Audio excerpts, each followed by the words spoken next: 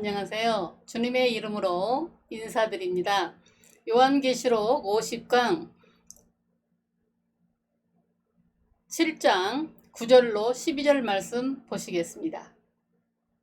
2일 후에 내가 보니 각 나라와 족속과 백성과 방언에서 아무도 능히 셀 수 없는 큰 무리가 나와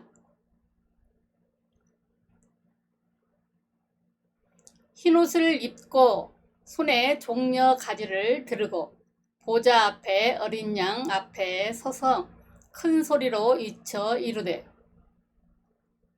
구원하심이 보좌에 앉으신 우리 하나님과 어린 양에게 있도다 하니 모든 천사가 보좌와 장로들과 내 생물의 주위에서 있다가 보좌 앞에 엎드려 얼굴을 대고 하나님께 경배하여 이르되 아멘. 찬송과 영광과 지혜와 감사와 존귀와 권능과 힘이 우리 하나님께 세세토록 있을지어다.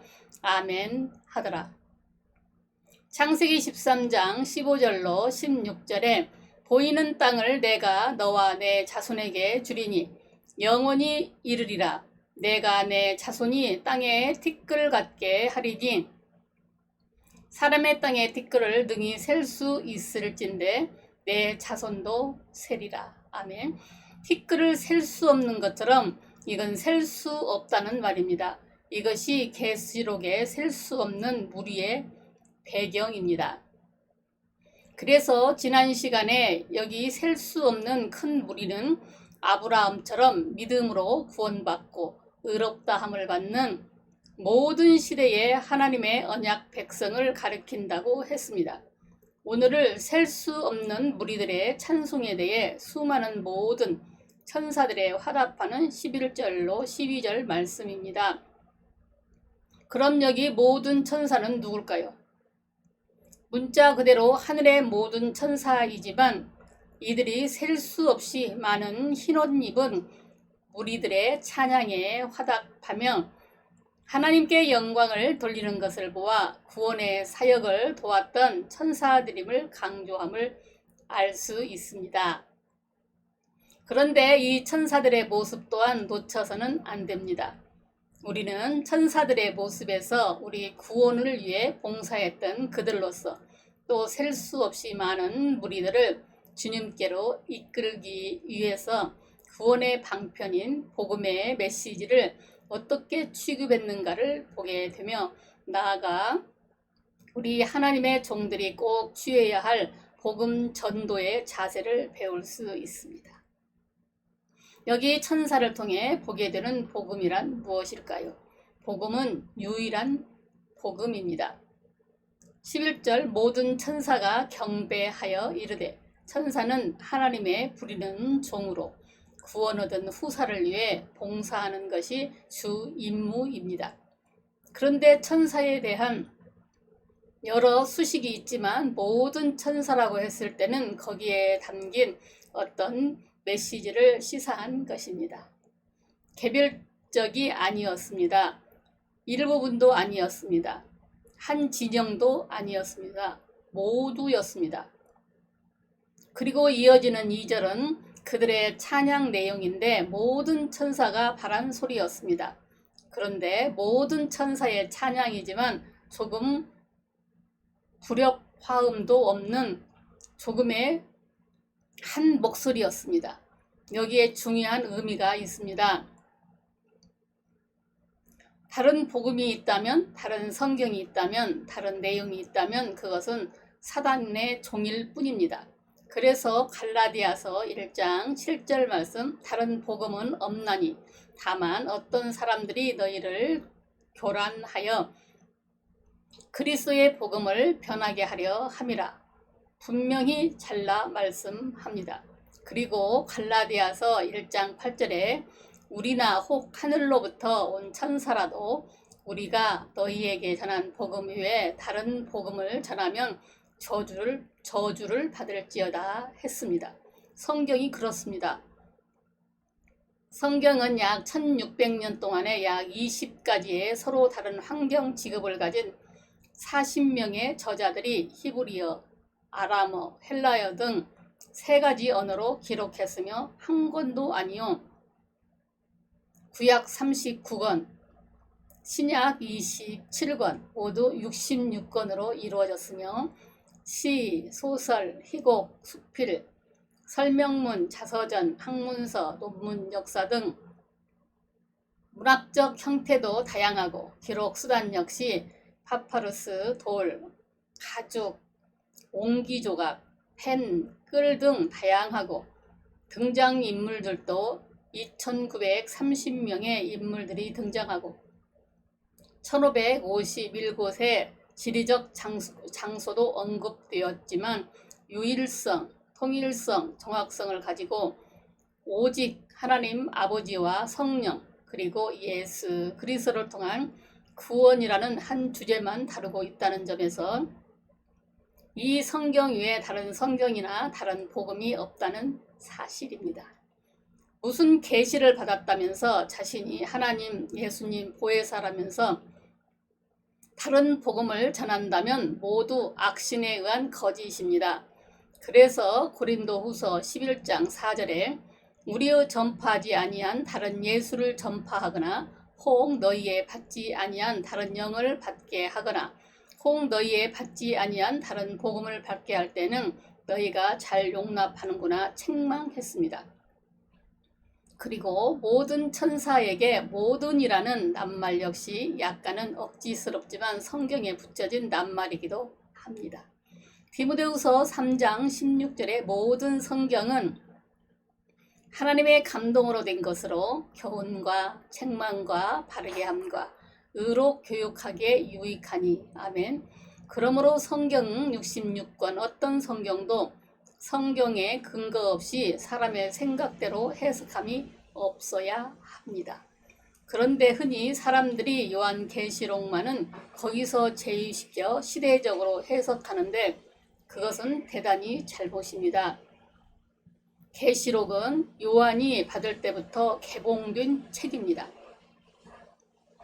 그런데 사람들은 계시록은 난해의 해석에 불과하다가 비로소 이스라엘이 독립하고 로켓이 날고 원자탄이 발명된 이 시대에 와서는 비로소 이해할 수 있게 되었다고 말하는 그것은 스스로 복음과 동떨어진 주장임을 증명하는 셈입니다. 우리는 계시록을 포함한 성경 66권 모두 예수 그리스도의 유일한 복음임을 믿어야 합니다. 11절 모든 천사가 보좌와 장로들과 내 생물의 주위와 서 있다가 모든 천사가 보좌와 장로들과 내 생물의 주위에 서 있었습니다. 주위에 섰다는 것은 보증, 보호, 관여, 책임, 봉사 등을 의미합니다. 밖에 비가 오는데 빗소리가 녹음되는지 모르겠습니다. 놀라지 마세요. 비가 밖에서 오고 있습니다. 보좌는 하나님의 통치를 강조한 낱말입니다. 그런데 보좌 주위에 섰다는 것은 천사가 하나님의 뜻을 받들어 행하는 존재임을 보여줍니다. 그러므로 더 깊은 내용을 알려면 이 말씀을 셀 수 없이 많은 구원받은 무리들과 관련하여 생각해 보아야 합니다. 말씀을 많이 읽고 선포되는 말씀을 듣고 여러분 묵상해 보시기를 기도합니다. 즉 죄인들의 구원에 위해 천사가 하는 일은 무엇일까요? 바로 복음 전도를 돕는 일입니다. 죄인들에 대한 하나님의 뜻은 전도이기 때문입니다. 그래서 디모데전서 2장 4절에 하나님은 모든 사람이 구원을 받으며 진리를 아는 데에 이르기를 원하시느니라 했습니다. 그리고 마가복음 16장 15절에 또 이르시되 너희는 온 천하에 다니며 만민에게 복음을 전파하라 하셨고 고린도전서 1장 21절에는 하나님의 지혜에 있어서는 이 세상이 자기 지혜로 하나님을 알지 못하므로 하나님께서 전도에 미련한 것으로 믿는 자들을 구원하시기를 기뻐하셨도다 했습니다. 다음은 천사들이 장로들 주위에 섰습니다. 그런데 계시록 4장 10절과는 달리 장로들이라고 했습니다. 복수형이니 당연히 24 장로를 가리키겠지만 현 방식에서 24 장로는 신구약의 교회의 기반이 되는 신구약 교회를 강조한 표현입니다. 그러나 장로들은 이를 암시하긴 하나 강조형이 아니고 혹은 다른 의미, 즉 복음 전도자를 강조한 표현입니다. 천사들이 복음 전도자들을 돕습니다. 천사가 돕는 것은 전도자로서의 당위성을 의미하기도 합니다. 그러므로 하나님의 종들이 전하는 설교 메시지도 그 중심이 성경을 떠나지 않았다면 하나님의 말씀입니다. 데살로니가전서 2장 13절에 이러므로 우리가 하나님께 끊임없이 감사함은 너희가 우리에게 들은 바 하나님의 말씀을 받을 때에 사람의 말로 받지 아니하고 하나님의 말씀으로 받음이니 진실로 그러하도다. 이 말씀이 또한 너희 믿는 자 가운데서 역사하느니라 했습니다. 그리고 천사들의 네 생물의 주위에 서 있습니다. 네 생물은 복음서라고 했습니다. 네 생물은 사자, 종, 독수리, 사람의 얼굴을 하고 있는데 이 네 가지 마스코트가 바로 마태, 마가, 누가, 요한이라는 사복음서의 상징입니다. 거기에 눈동자가 가득했는데 그 눈은 바로 말씀의 눈입니다. 즉 복음의 눈으로 보아야 정확히 볼 수 있을 뿐 아니라 구약의 말씀들이 보이고 풀린다는 것입니다. 이처럼 성경 말씀은 1.1획도 틀림없이 믿고 서야 할 진리입니다. 아멘. 성경은 인간의 작품이 아니요 고전이나 문소설로 짜집기 한 책이 아닙니다.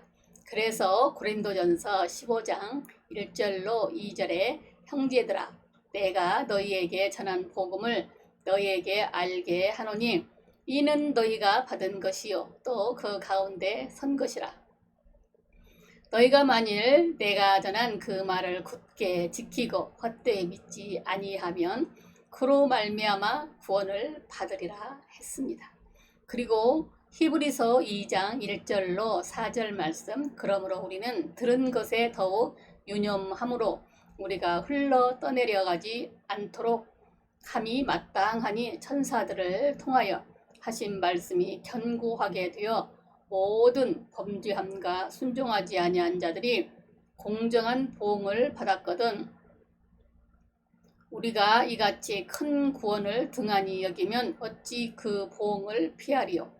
이 구원은 처음에 주로 말씀하신 바요 들은 자들이 우리에게 확증한 바니 하나님도 표적들과 기사들과 여러가지 능력과 및 자기의 뜻을 따라 성령이 나누어 주신 것으로서 그들과 함께 증언하셨느니라 하셨습니다. 이렇게 하나님이 말씀은 견고한 말씀입니다. 나를 낮추고 오직 진리만이 나타내야 합니다. 11절 중반에 주위에 서 있다가 보좌 앞에 엎드려 얼굴을 대고 하나님께 경배하여 아멘. 이 말씀에서 우리가 중요한 것을 배웁니다. 천사들이 보좌 앞에 엎드렸습니다. 그런데 그냥 엎드렸다 하지 않고 얼굴을 대고 엎드렸다고 표현을 합니다.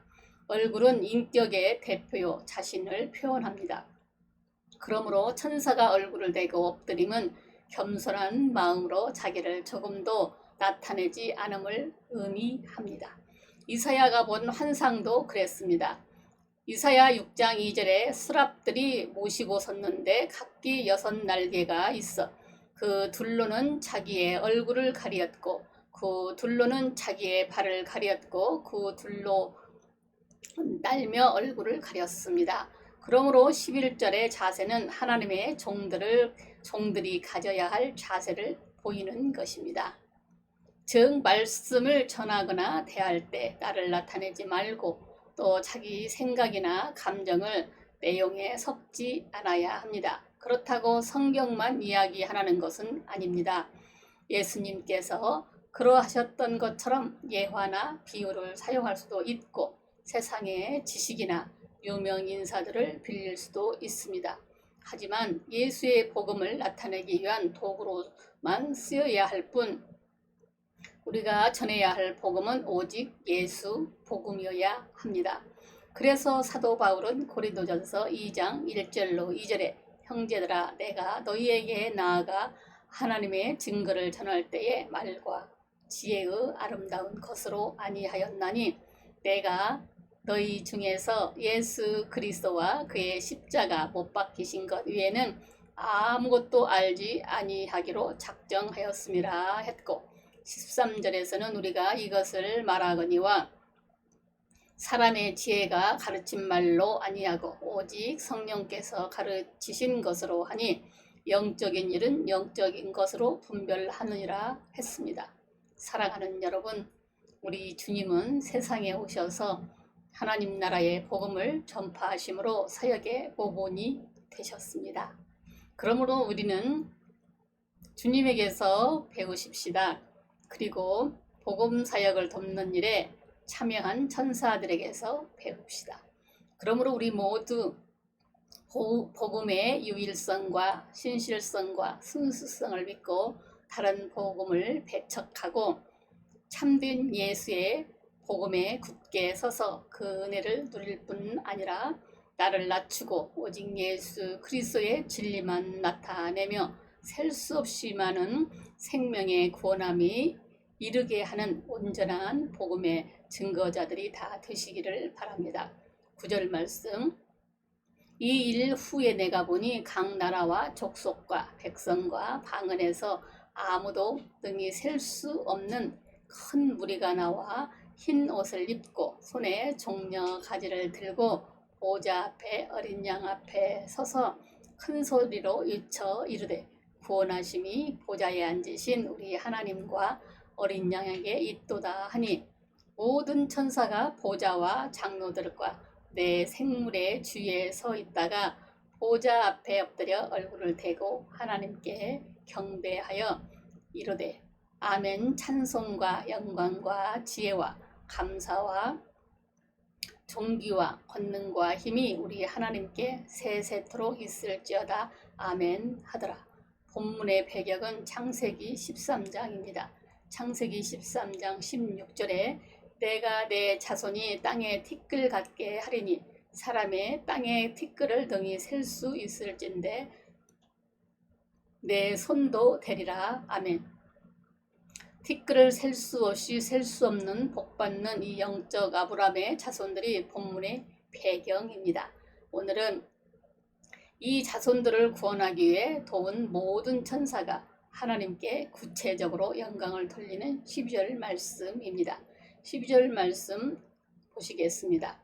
이르되 아멘. 찬송과 영광과 지혜와 감사와 존귀와 권능과 힘이 우리 하나님께 세세토록 있을지어다. 아멘 하더라.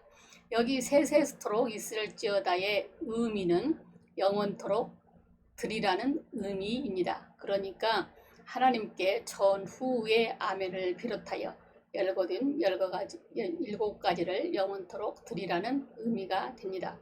그러니까 그들이 그런 영광을 돌렸다는 것은 먼저는 그와 같은 은사를 받았거나 소유해야 한다는 것을 의미합니다. 그리고 천사들이 하나님께 돌린 이 영광은 천사들이 아무렇게나 생각나는 대로 돌린 말씀이 아닙니다. 여기 7가지 이상의 조목조목 하나하나 모두 그들의 섬김의 사명인 복음 사역과 깊은 관계가 있습니다. 그러므로 한 글자로 가감하지 않고 해석하여야 하고 이것은 사역자의 필수 구비 사항이기도 합니다. 그리고 7, 8가지 모두 명령하고 있는 세세토록 있을지어다는 영원토록 드리라는 의미인데 시간적인 면뿐 아니라 본질적인 면에서도 참되고 양적인 면에서도 풍성함을 의미합니다. 그러니까 이상의 사항은 사역자의 절대적인 구비 사항입니다. 그러므로 하나님과 함께 일하기를 원한다면 오늘 말씀 꼭 참고하시기 바랍니다. 그러므로 본문의 천사론을 통해 우리들이 천사에게 배운다는 측면에서 말씀을 전개하려고 합니다. 복음 사역자가 구비해야 할 것은 무엇일까요? 절대 믿음입니다. 12절 말씀 이르되 아멘 찬송과 영광과 지혜와 감사와 존귀와 권능과 힘이 우리 하나님께 세세히 있을지어다. 아멘. 여기 보면 천사들이 아멘으로 시작하여 아멘으로 마치고 있습니다. 처음 아멘은 구원받는 성도들의 찬양에 대한 화답이요. 두 번째 아멘은 자신들의 찬양에 대한 아멘입니다. 그런데 본문은 화법 자체가 알파와 오메가입니다. 히브리인들에게 알파와 오메가는 전체를 의미합니다. 그러므로 우리는 모든 하나님의 뜻에 아멘 할 수 있어야 합니다. 그리고 세세토록 변치 않아야 합니다. 아멘이 무슨 뜻입니까? 아멘이 기도에 쓰일 때에는 진실로 이루어지이다 하는 의미요. 말씀에 쓰일 때는 동감입니다. 동의합니다. 믿습니다. 명령에 쓰이면 예 그렇게 하겠습니다. 수락의 의미입니다. 거기에다가 아멘의 귀한 점은 그 자체가 하나님께 영광을 돌리는 것이기 때문입니다. 하나님의 일꾼들이 아멘으로 무장해야 하는 이유는 어느 것 하나도 믿음 없이 되는 일이 없기 때문입니다. 그래서 마가복음 6장 7절로 10절에 12제자를 부르사 둘씩 보내시며 더러운 귀신을 제어하는 권능을 주시고 명하시되 여행을 위하여 지팡이 위에는 양식이나 배낭이나 전대의 돈이나 아무것도 가지지 말며 신만 신고 두벌옷도 입지 말라 하시고 또 이르시되 어디서든지 누구의 집에 들어가거든 그곳에 떠나기까지 거기 유하라 하셨습니다. 믿음의 훈련을 위해서 무전여행을 시킨 것입니다. 그런데 그걸 알지 못하고 단벌이어야지 옷 2벌 이상 있으면 안 된다고 주장하는 것은 뭘 모르는 것입니다. 사치할 필요는 없지만 믿음 안에서 필요한 만큼 공급받으시기 바랍니다. 복음 사역자는 일거수일투족 하나까지 믿음 없이는 움직일 수 없는 사람입니다. 본격적인 사역에 있어서도 우리는 하나님의 종이므로 하나님의 뜻에 절대 아멘해야 합니다.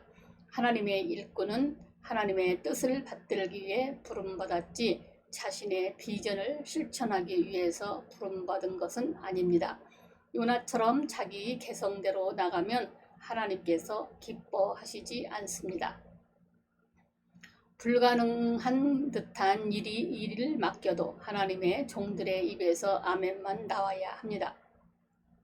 모세는 못한다고만 했습니다. 그러자 하나님께서 노하셨습니다. 내 힘으로는 못하지만 하나님으로서는 다 할 수 있습니다. 그래서 바울은 내게 능력 주시는 자 안에서 내가 다 할 수 있다고 했습니다.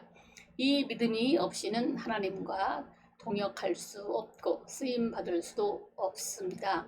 절대 믿음, 절대 순종 이것이 하나님의 종의 첫째 덕목입니다. 그래서 예수님의 이름이 아멘입니다. 예수님은 언제나 아버지의 뜻에는 아멘만 하셨고 그대로 순종하셨습니다. 다른 군말하면 안 됩니다.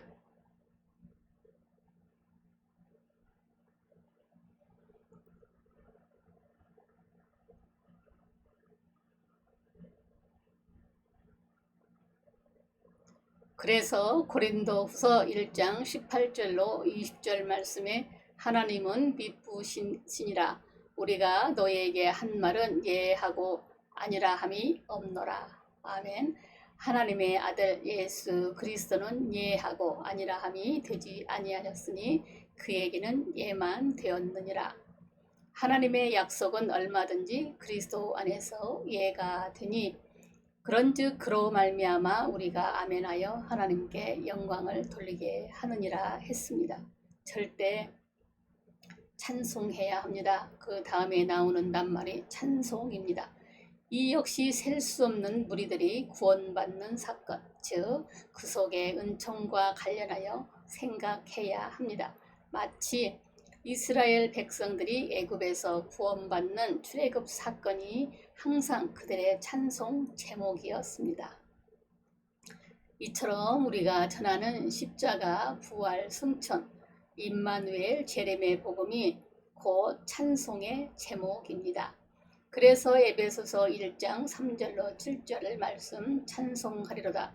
하나님 곧 우리 주 예수 그리스도의 아버지께 그리스도 안에서 하늘에 속한 모든 신령한 복을 우리에게 주시되 곧 창세전에 그리스도 안에서 우리를 택하사 우리로 사랑 안에서 그 앞에 거룩하고 흠이 없게 하시려고 그 기쁘신 뜻대로 우리를 예정하사 예수 그리스도로 말미암아 자기의 아들들이 되게 하셨으니 이는 그가 사랑하시는 자 안에서 우리에게 거저 주시는 바 그의 은혜의 영광을 찬송하게 하려는 것이라. 우리는 그리스도 안에서 그의 은혜의 풍성함을 따라 그의 피로 말미암아 속량 곧 죄사함을 받았느니라 했습니다. 우리를 구원하시되 영원한 영광과 함께 구원하신 그 은혜를 항상 절대 찬송해야 합니다. 복음의 절대 선자만이 복음의 사역을 할 수 있습니다. 이 아버지의 사랑과 그리스도의 은혜와 성령의 고통은 우리가 세세토록 찬양할 제목입니다. 하나님의 구속의 은총이 우리 노래가 되지 않는다면 스스로 누리지 않으면서 전도만 하는 셈입니다. 그렇게 되면 저들이 하는 말은 들어도 그 행하는 것은 본받지 말라 하시던 바리새인과 다름이 없습니다. 절대 영광을 돌려야 합니다. 세 번째, 천사들은 영광을 세세토록 드리라고 말합니다. 이들이 구원받는 것은 모두 하나님의 은혜입니다. 그러므로 한순간도 쉬지 않고 영광을 돌리라는 것입니다. 그래서 데살로니가전서 12장 1장 2절로 4절 말씀에 우리가 너희 모두를 말미암아 항상 하나님께 감사하며 기도할 때에 너희를 기억하면 너희의 믿음의 역사와 사랑의 수고와 우리 주 예수 그리스도에 대한 소망의 인내를 우리 하나님 아버지 앞에서 끊임없이 기억함이니 하나님의 사랑하심을 받은 형제들아 너희를 택하심을 아노라. 아멘. 끊임없이 하나님께 영광을 돌렸습니다. 잠시라도 내가 영광을 받는다면 하나님께서는 그를 쓰실 수가 없을 것입니다. 하나님께 쓰임 받으려면 영광을 1초라도 붙들고 있어서는 안 됩니다. 칭찬 듣고 1분 1초라도 가슴이 뛴다면 더 말씀으로 돌아가야 할 사람입니다. 내가 일하는 것이 아니라 하나님께서 우리를 통하여 일하시고 앞으로도 하나님께서 우리를 통하여 큰 일을 이루시기를 원하시기 때문입니다. 사도행전 16장을 보면 빌립보에서 점치는 귀신 들린 여종 하나가 바울과 그 일행을 따라다니며 소리질러 이르되 이 사람들은 지극히 높은 하나님의 종으로서 구원의 길을 너희에게 전하는 자라 하며 이같이 여러 날을 하는지라. 바울의 심히 괴로워 그 귀신을 추방했다가 주인의 고소가 들어가 매맞고 투옥되는 등 얼마나 어려움이 많았습니까? 그러나 이처럼 높임받을 때 견딜 수 있어야 합니다. 사도행전 14장에도 바울과 바나바가 루스드라에서 나면서 걷지 못한 안진뱅이를 고치자 도시가 발칵 뒤집혔습니다. 우리들이 신들이 사람의 형상으로 우리 가운데 내려오셨다 하면서 바나바를 제우스라 바울을 헤르메스라 하면서 소를 끌어오고 화환을 가져와서 사도들에게 제사하려고 합니다. 바울은 그들이 누가 오냐 방언으로 소리 질렀기 때문에 무슨 뜻인지 몰라 지켜보다가 이런 일을 당했습니다.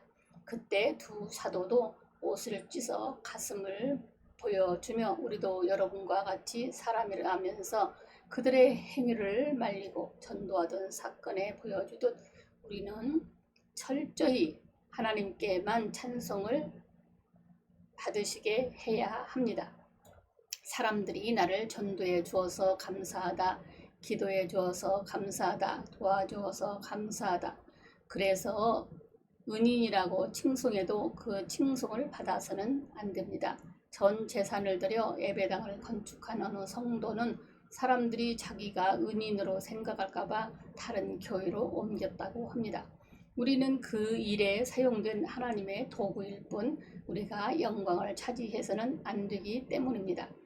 계시록 22장 8절로 9절에 내가 듣고 볼 때에 이 일을 내게 보이던 천사의 발 앞에 경배하려고 엎드렸더니 그가 내게 말하기를 나는 너와 내 형제 선지자들과 또 이 두루마리의 말을 지키는 자들과 함께 된 종이니 그리하지 말고 하나님께 경배하라 하더라.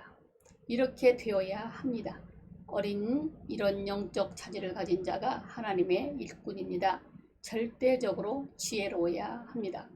네 번째가 지혜입니다. 인간이 지혜가 있다면 얼마나 있어서 하나님께 지혜를 돌릴까? 욥기 4장 18절에 하나님은 그의 종이라도 그대로 잊지 아니하시며 그의 천사라도 미련하다 했는데, 그러나 하나님께 세세토록 지혜를 돌린다는 것은 사역자가 지혜를 절대 구비사항으로 가지고 있어야 한다는 것을 전제한 말입니다. 사역자가 가질 자질 중 하나는 지혜입니다. 그래서 예수님께서 마태복음 10장 16절에 보라 내가 너희를 보냄이 양을 이리 가운데 보냄과 같도다. 그러므로 너희는 뱀같이 지혜롭고 기들귀같이 순결하라 하셨습니다. 제자들을 파송하신 대상은 불신 세상이 아니었습니다. 하나님의 잃어버린 양 이스라엘이라는 목적지였습니다. 그러므로 집에 들어가든 평안하기를 빌라 하셨을 때 그 집은 교회를 말합니다. 교회가 불안할 때 그 피해는 관여 여부를 떠나 고스란히 목회자가 받기 때문입니다. 어느 목사가 30년 목회 고백을 보니까 유의해야 할 사항들이 많았습니다. 목사는 하나님 외에 내 편이 없다.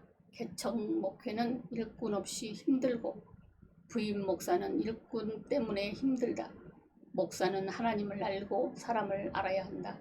가까운 사람일수록 입이 무거워야 한다. 일꾼이 필요하다고 아무나 세우지 말라. 처음 일꾼을 세울 때 필요한 사람은 세우지 말라. 나중에 대감 노릇하기 쉽다 등등.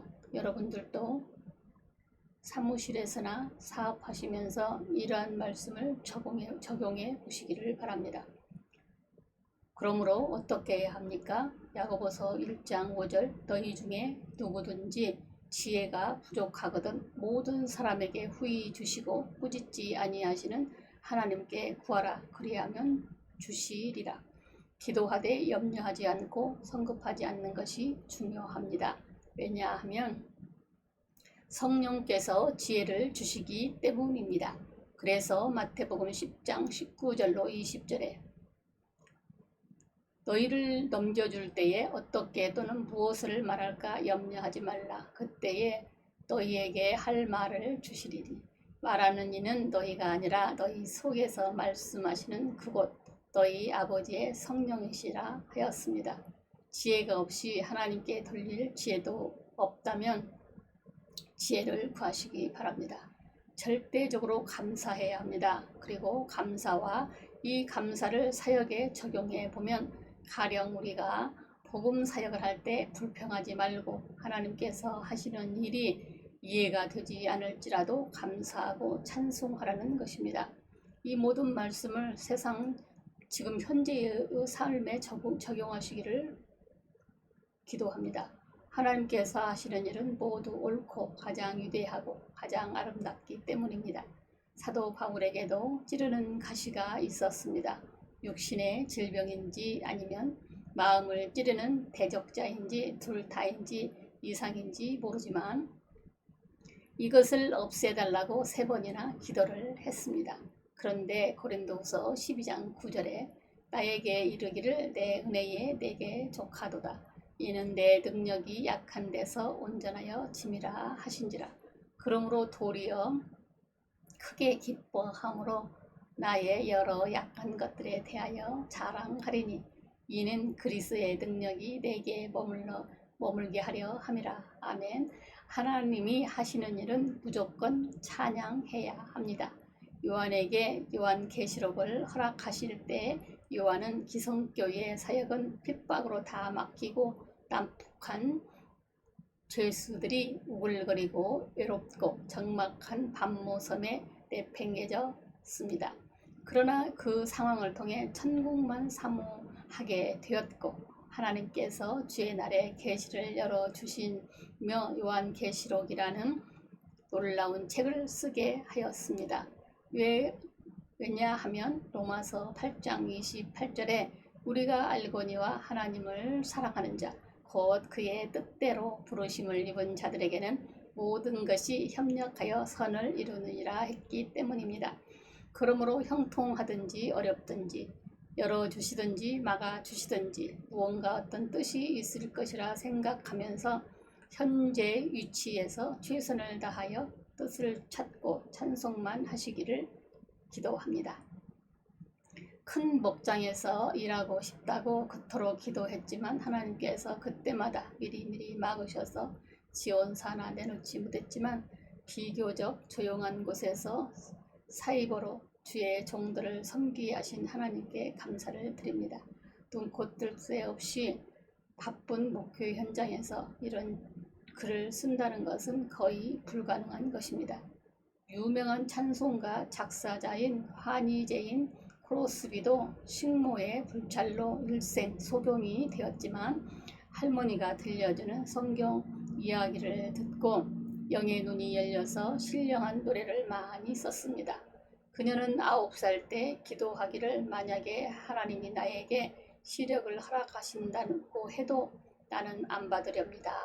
천국에 가면 더 밝은 눈을 주실 터인데 세상에서 더럽혀지지 않는 깨끗한 눈으로 우리 주님의 얼굴을 보렵니다. 그러면서 나는 내 눈을 멀게 한 그 사람을 만난다면 나는 그에게 한없이 감사드리겠다고 했습니다. 이 모습이 하나님께 쓰임받는 자의 모습입니다. 하나님께서 나를 쓰시려고 이렇게 하시는 것입니다. 그렇지 않고 눈에 보이는 상황만 보고 반응한다면 하나님과 동역할 수 없습니다. 사역자는 하나님과 함께 일한다는 부동의 확신 속에 범사에 감사해야 합니다. 그래서 데살로니가전서 5장 18절에 범사에 감사하라. 이는 그리스도 예수 안에서 너희를 향하신 하나님의 뜻이라 했습니다.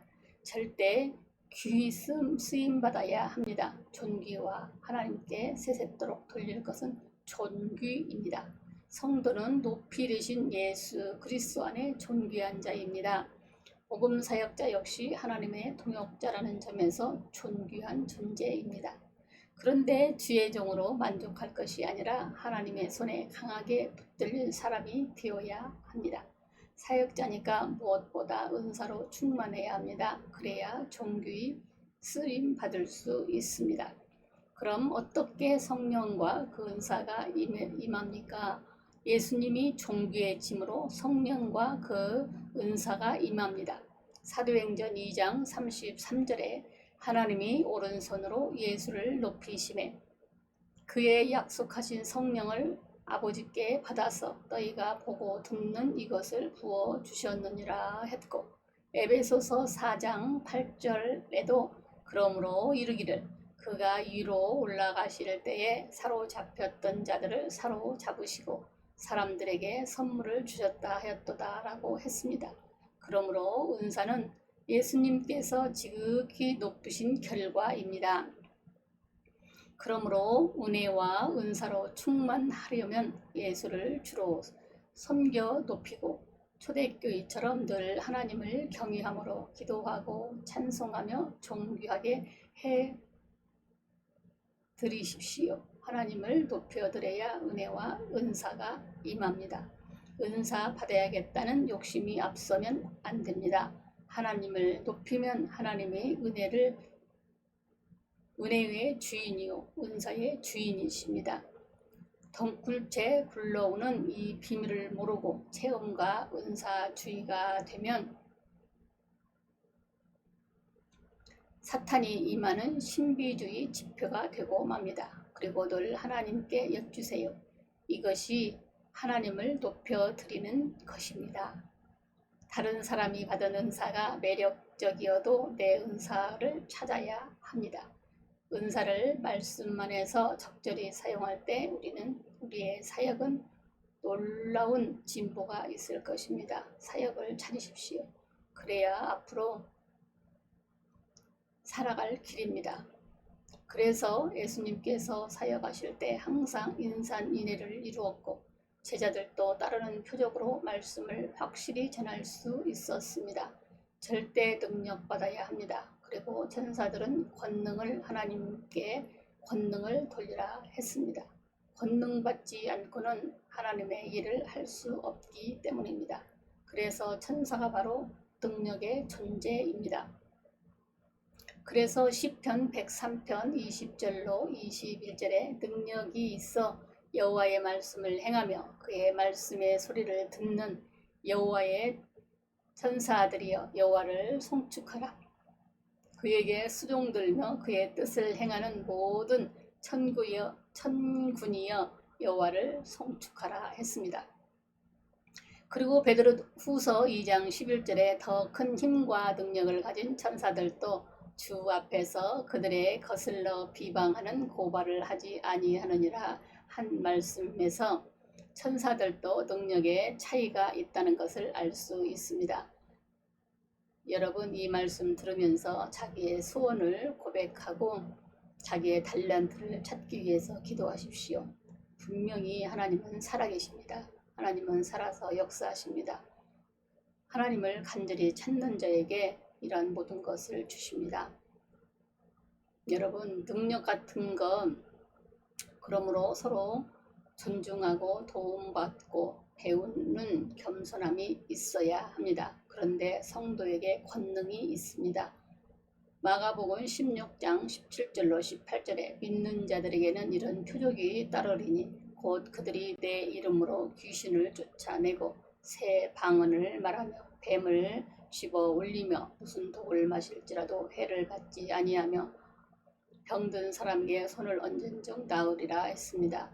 이러한 이 메시지는 요즘 딱 필요한 것입니다. 어떠한 것을 먹을지라도 해를 당치 않고 병든 사람에게 손을 얹은 즉 나으리라 했습니다. 성도는 하나님 우편 예수 안에서 하늘의 사람이 된 자들이기 때문입니다. 그러므로 항상 예수 이름으로 행하시기를 바랍니다. 그런데 은혜나 권능은 우리 몸과 마음을 들인 것만큼 나타납니다.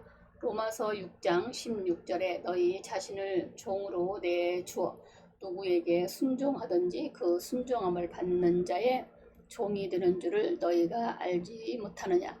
혹은 죄의 종으로 사망에 이르고 혹은 순종의 종으로 의에 이르니라 했습니다. 하나님 앞에 몸과 마음을 들여 섬긴 만큼 거룩해지고 권능으로도 충만해집니다. 그러므로 마음으로만이 아니라 입으로도 음성을 발하시기 바랍니다. 특히 보이는 기적을 원한다면 마음과 아울러 입술로도 섬겨야 합니다. 예수님께서 기적을 행하실 때 마음으로만이 하지 않았습니다. 보이는 기적이 필요할 때 기도나 명령을 발성으로 해보세요. 입술을 과소평가하지 마십시오. 입으로 시인하여 구원에 이릅니다. 입을 닫고 있으면 권능이 나타나지 않습니다. 마음으로도 섬기고 발성으로도 찬양하고 기도하고 성경을 읽고 외우면서 뜨겁게 섬기시기를 바랍니다. 소리가 줄어들고 있는 것은 슬픈 현상입니다. 젊은이는 소리의 수용 능력이 큽니다. 그러나 노인은 고독한 것도 싫지만 반대로 말하는 것도 따르는 것도 손뼉치며 몸을 움직이는 것도 싫습니다. 거기에 맞추면 교회는 침체의 무덤이 되고 맙니다. 심하지만 않다면 신용이라도 따라해 주시면 목회자가 힘들지 않습니다. 그러므로 진리는 어른 중심으로 나가고 예배는 젊은이 중심으로 나가야 합니다. 몸과 마음을 들여 하나님을 섬김으로 절대 능력의 사람이 되시기를 기도합니다. 그리고 절대 비전이 있어야 합니다. 힘이 우리 하나님께 세세토록 있을지어다. 아멘. 여기 힘이 나오는데 여기에 힘은 육신의 힘도 되겠지만 특히 마음의 힘입니다. 마음의 힘은 위로를 받거나 마음의 꿈과 비전이 주어지기 때문입니다. 이스라엘 백성들이 바벨론에 끌려가서 포로 생활을 할 때에 해방의 기미가 보이지 않자 힘을 잃었습니다. 비전을 상실했습니다. 그때 이사야 선지자가 이사야 40장 27절로 31절에 야곱아 어찌하여 내가 말하며 이스라엘아 내가 이르기를 내 길은 여호와께 숨겨졌으며 내 송사는 내 하나님에게 벗어난다 하느냐 너는 알지 못하느냐 듣지 못하느냐 영원히 하나님 여호와 땅끝까지 창조하신 이는 피곤하지 않으시며 곤비하지 않으시며 명철이 한이 없으시며 피곤한 자에게 능력을 주시며 무능한 자에게 힘을 더하시니라. 여러분 유튜브 하시느라 많이 힘드실 텐데 이 말씀을 여러 번 들으시면서 이 말씀이 자기 것으로 만드시기를 바랍니다. 말씀은 머리로 들었는데 이 머리로 들은 말씀이 가슴까지 내려와야 자기 것이 됩니다. 소년이라도 피곤하며 곤비하며 장정이라도 넘어지며 쓰러지되 오직 여호와를 앙망하는 자는 새 힘을 얻으리니 독수리가 날개치며 올라감 같을 것이요 다른 박질하여도 곤비하지 아니하겠고 걸어가도 피곤치 아니하리로다. 아멘. 이처럼 여러분들에게 비전이 주어지면 새 힘이 생깁니다. 성령이 임하면 너희 자녀들은 예언할 것이요 너희 젊은이는 환상을 보고 너희 늙은이는 꿈을 꾸리라. 사도행전 2장 17절은 말씀했습니다. 비전을 말하는 것입니다. 노년의 바울을 보세요. 쉬어도 될 만한 나이인데 사도행전 19장 21절에 예루살렘에 가기로 작정하여 이르되 내가 거기 갔다가 후에 로마도 보아야 하리라. 이런 비전이 있었기에 그는 힘을 가질 수 있었습니다. 사랑하는 유튜브 독자 여러분, 우리 예수님은 이 땅에 계실 때 3년 반 동안 사역자로서의 온전한 본을 보여주셨습니다. 하나님의 뜻에는 아멘만 하십시다. 아버지의 사랑과 예수 복음에 항상 찬송하십시다. 힘드십니까? 답답합니까? 앞으로 살아갈 길이 막막합니까? 그래서 택한 백성 여러분들이 이 말씀을 듣게 되는 것입니다. 걱정할 것 없습니다. 모든 영광 하나님께 돌립시다. 그리고 뱀같이 지혜롭고 비둘기같이 순결하고 범사에 감사하며 성령의 은사로 충만하고 마음과 몸과 입술 들여 권능으로 충만하고 하나님께 주신 꿈과 비전으로 새 힘 가운데 하나님께 쓰임받는 구독자로서의 소양을 갖춘 귀한 여러분들이 다 되시기를 기도합니다. 아멘. 오늘도 말씀 들으시느라 수고하셨습니다.